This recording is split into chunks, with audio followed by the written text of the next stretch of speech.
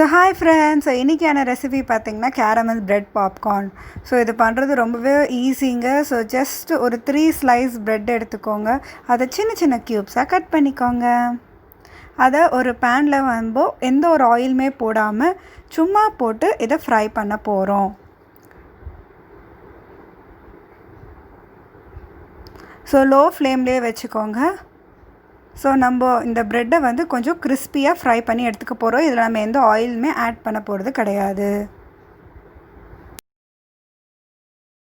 நல்லா ப்ரௌன் கலரில் வந்துருச்சு. ஸோ இப்போது நம்ம இதை ட்ரான்ஸ்ஃபர் பண்ணிடலாம்.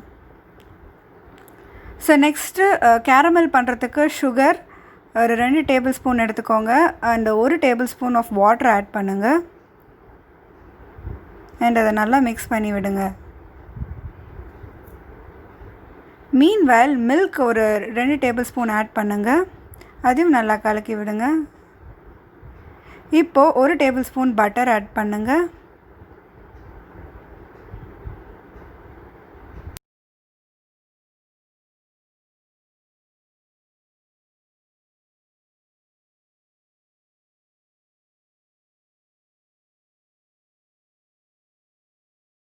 இப்போது நம்ம ஃப்ரை பண்ணி வச்சுருக்கிற அந்த ப்ரெட்டை இந்த கேரமல் மிக்சருக்கு ட்ரான்ஸ்ஃபர் பண்ணிக்கோங்க. இப்போ நீங்கள் ஃப்ளேமை ஆஃப் பண்ணிடணும். ஓகேங்களா?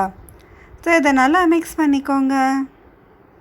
நான் எனக்கு கொஞ்சம் நல்லா கிறிஸ்பியாக இருக்கணும் அப்படிங்கிறதுனால கொஞ்சம் டீப் ஃப்ரை பண்ணேன் ப்ரெட்டை. உங்களுக்கு இல்லை கொஞ்சம் அவ்வளோ கிறிஸ்பி வேண்டாம் அப்படின்னு நீங்கள் நினச்சிங்கன்னா இன்னும் கூட கொஞ்சம் கம்மியாக ஃப்ரை பண்ணி எடுத்துக்கலாம். ஸோ அவ்வளோதான், கேரமல் பிரெட் பாப்கார்ன் ரெடி.